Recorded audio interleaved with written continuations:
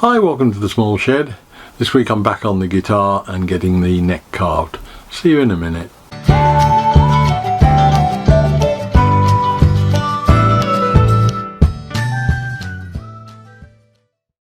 Now, as we'd left the guitar, the neck was all cut out to the right profile, the fretboard fitted, radiused, put the marker dots in it.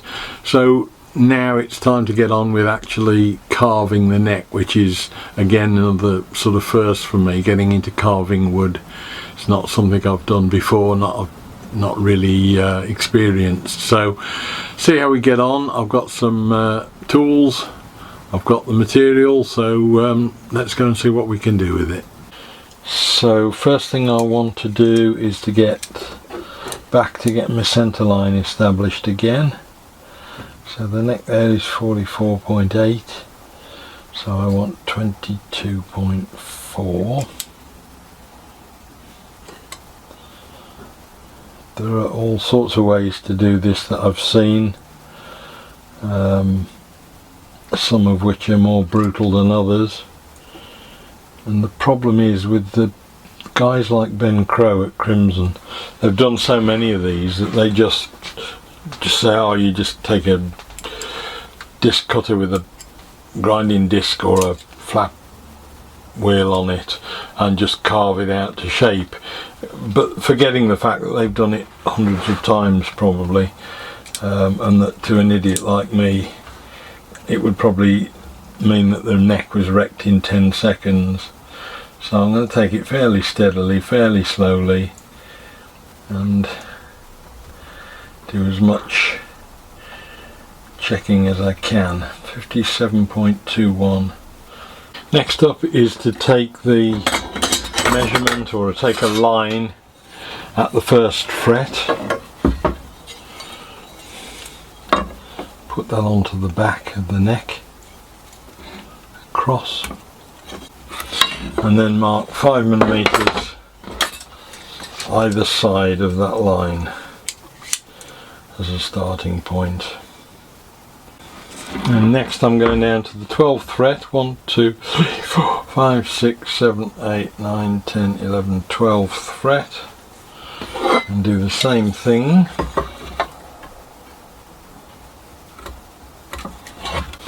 And then run 10mm either side of the centre line. And then just join those two lines up. So you've got the tapering line following roughly the shape of the neck. So now on the transition from the headstock to the neck, I'm just going to draw a line that runs down from that corner there, take the same angle and run it back into this up here.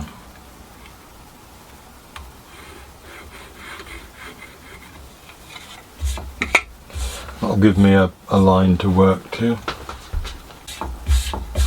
And we move on to the other end.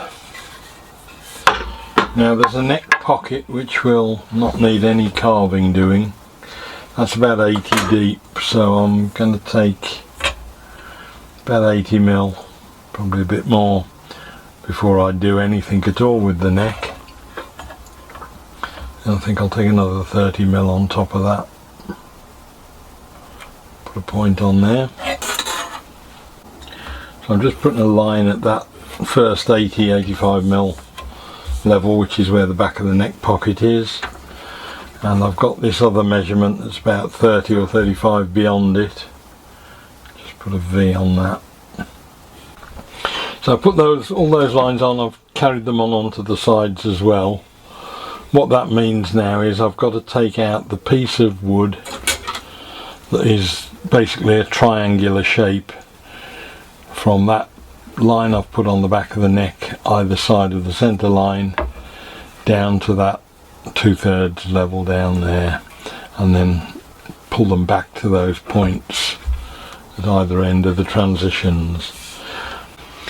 Right, next job on the neck is to drill the tuner holes I've got to take them all the way through before I thickness the neck down. Really, it's probably the best thing to do, and make sure we get them all in line. I'll just put a 2mm drill down first, and then I can drill them out to the 8mm, I think it is, as soon as my new 8mm bit arrives.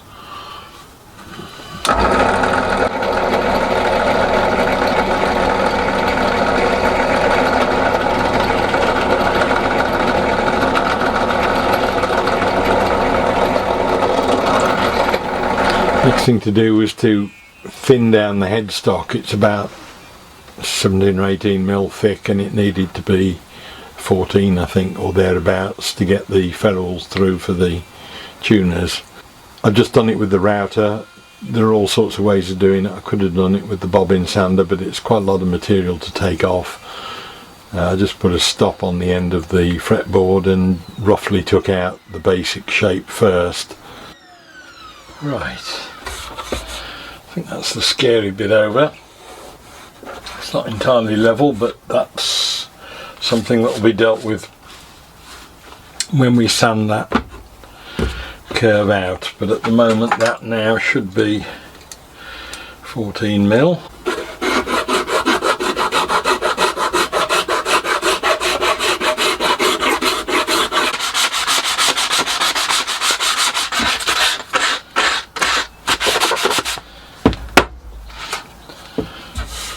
Better.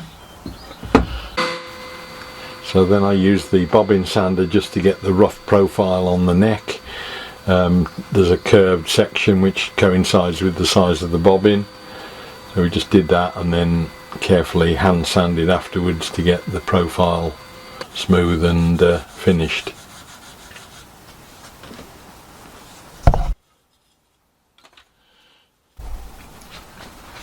Right, time to drill these tuner holes out now. I'm just going to drill halfway through with I've got a brand new 8mm brad point bit, so it should follow the 2mm holes I drilled before, and if I just go halfway through it won't get any tear out on the other side. We'll just come in from the other side then.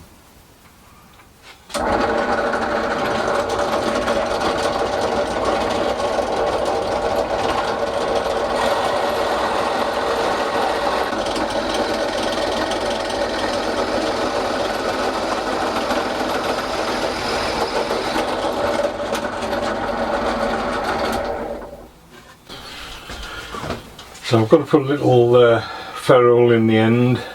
I'm just going to put a very slight tapered reamer through it into the end just to get it started. And then we can push the reamer in. The ferrule in, I mean. That's it.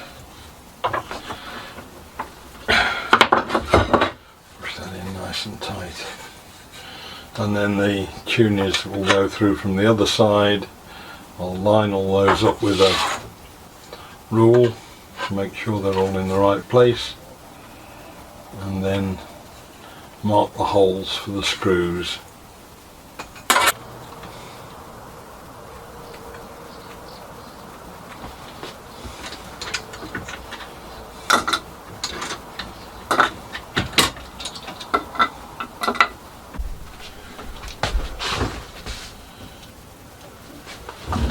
Just trying the screws out in a bit of scrap wood with the 2mm hole just to make sure that they will hold.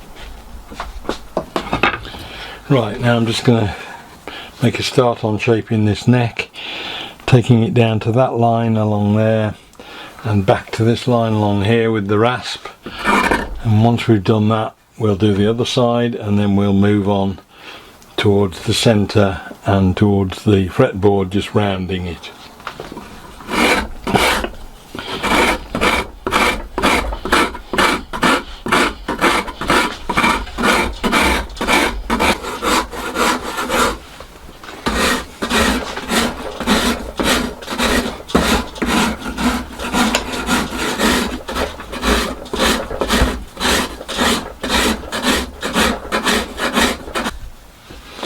So I've taken the two facets off it, which effectively give me that sort of a shape.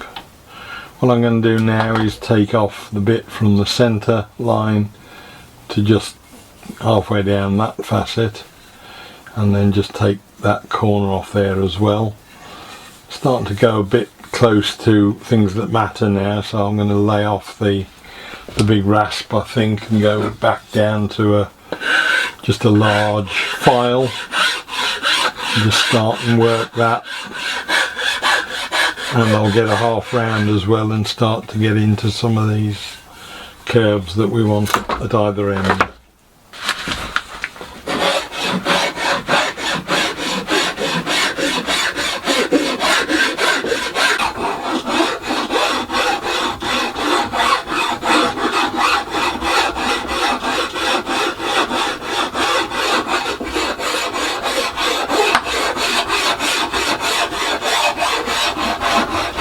Now, as a little nod to New Zealand again, I've got a little coin. I was originally going to just put it in the back of the neck where you couldn't see it, but it did seem rather pointless to hide it away completely. So I'm just going to pop it in a little bit of the neck, which will show when you get the body attached on the underneath. It's a 20 cent or whatever piece, little Maori figure on it with some New Zealand hieroglyphics on it. I've just marked that out now to be about 12-13 mil up for a centre.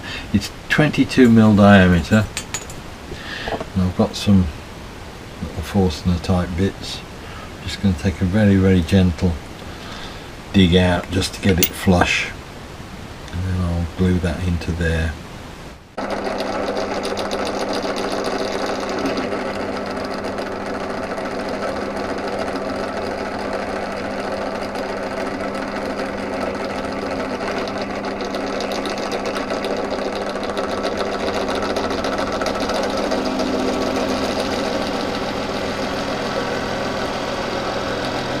Just pop it in with a bit of super glue. By the time I start putting finish on the back of the neck, that should fill any of the surrounds, and it'll just cover up the coin as well once it's done. I want to keep it upright, so I'll put a couple of magnets on just to get it set right.